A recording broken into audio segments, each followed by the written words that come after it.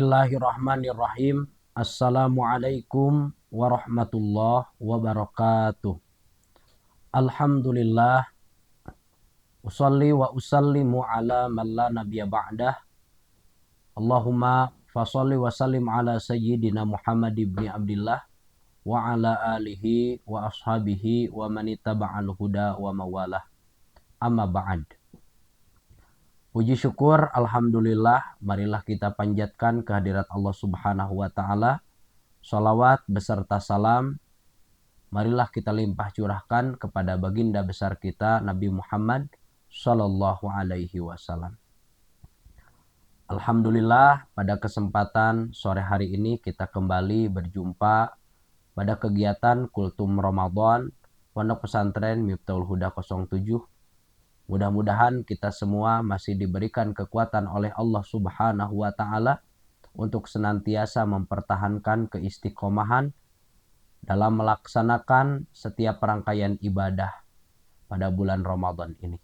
Ahabul a'mal adwamuha wa inqal.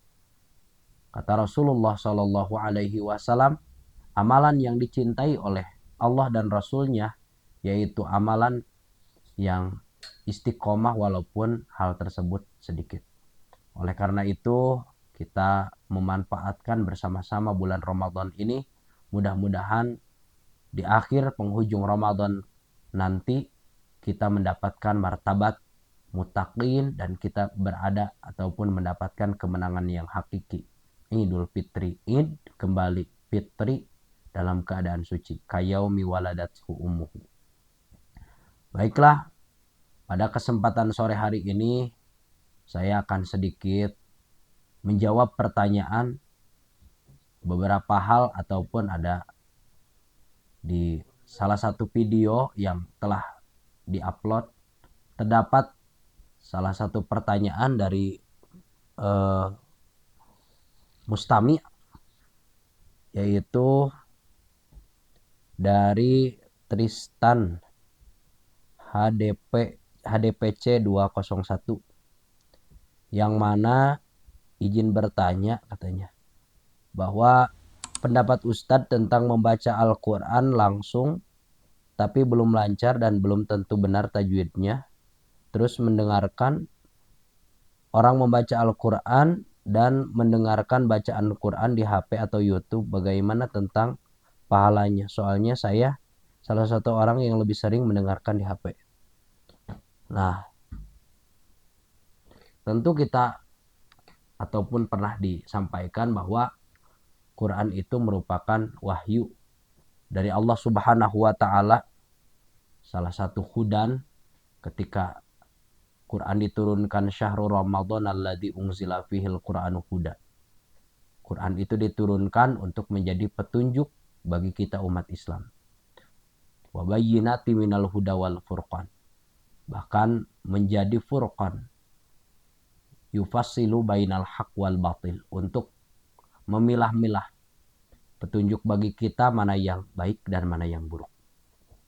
Oleh karena itu tentu kita sebagai umat Islam menjadikan Quran sebagai imam kita untuk membimbing kehidupan kita dunia dan akhirat menjadi kehidupan yang membahagiakan dan menenangkan. Perihal terkait permasalahan membaca Al-Quran dan mendengarkannya, sebenarnya saya berpendapat melalui beberapa referensi yang tercantum dalam syara dan pandangan para alim ulama. Yang pertama, tentunya kita perlu membaca Quran secara utuh. Yang paling utama itu kita membaca Al-Quran. Bagaimana dengan kondisi kita yang ketika membaca Al-Quran tidak lancar? Maka jangan berkecil hati ketika kita tidak lancar. Namun tentunya perlu ada upaya untuk memperbaiki dan memperlancar bacaan kita. Bagi orang yang mungkin diberikan ketidakmampuan dalam membaca namun ada kemauan membaca Al-Quran asalkan tidak fatal, terkhusus dalam kesalahan. Kan kesalahan dalam membaca Quran itu setidaknya ada dua. Ada yang sifatnya jali, ada yang sifatnya khofi. setidaknya tidak menyalahi makna dari Quran tersebut, lebih baik kita membacanya. Walaupun terbata-bata, ada salah satu keterangan bahwa ketika kita membaca Al-Quran dengan lancar, maka pahalanya Allah Subhanahu wa Ta'ala berikan perumpamaan satu gambarannya. Kemudian jika kita terbata-bata, maka Allah akan memberikan dua pahala. Pahala kepayahan dalam pembacaannya dan membaca Al-Quran itu sendiri. Namun ketika salah dalam pembacaannya, ya apa boleh buat, daripada menyalahi arti makna yang terkandung di dalam Al-Quran, kita boleh mendengarkan Al-Quran di HP atau di YouTube. Namun tidak sampai situ saja, kita harus memang membaca Al-Quran. Tentunya hal tersebut harus menjadi motivasi kita untuk ingin belajar memahami, setidaknya membaca Al-Quran. Karena kata Allah Subhanahu wa Ta'ala di dalam Al-Quran, ketika membaca Al-Quran, auzid alaihi warattilil Quran tartila. Kita membaca Al-Quran harus sesuai dengan aturan dalam pembacaannya. Karena namanya bahasa Arab, ketika kesalahan dalam pembacaannya saja, misalkan hurufnya salah, akan salah dalam pemaknaannya. Karena kaidah dalam bahasa Arab itu li'anna ziyadatal bina tadulu ala ziyadatil mana. Karena ketika adegan berubah, huruf, baris, dan lain sebagainya itu dapat merubah dari makna Quran itu sendiri. Jadi daripada kita salah, lebih baik kita mendengarkan dalam tahapan awal. Namun ke depan harus membaca Al-Quran. Karena Rasulullah Shallallahu Alaihi Wasallam mengatakan dalam sebuah hadisnya bahwa mathalul mu'minin alladzi yaqra'ul Qur'an kamathalil utrujah. Seorang mukmin yang membaca Al-Quran itu dianalogikan orang yang dalam kondisi manis, sebuah buah-buahan yang manis dan baunya harum. Wa mathalul ladzina la yaqra'ul Qur'an kamathali tamrah. Sedangkan orang mukmin yang tidak atau jarang membaca Al-Quran itu seperti buah tamroh, korma.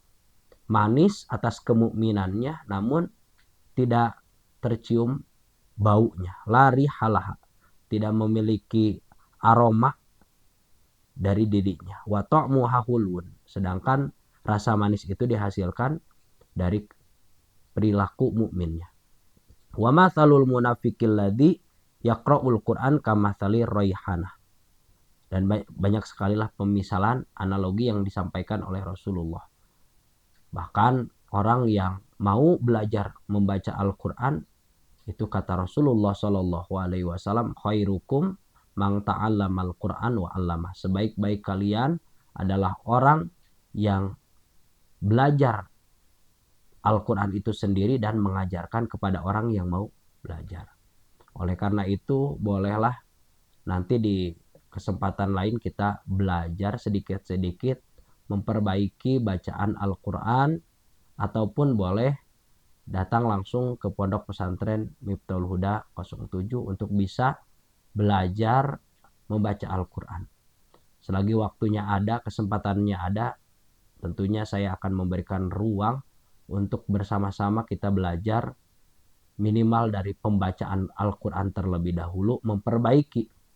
Tentunya saya juga masih belajar memperbaiki bacaan Quran. Karena sesungguhnya ketika kita membaca Al-Quran, kata para alim ulama, seolah-olah kita sedang bercengkrama dengan Allah Subhanahu wa Ta'ala.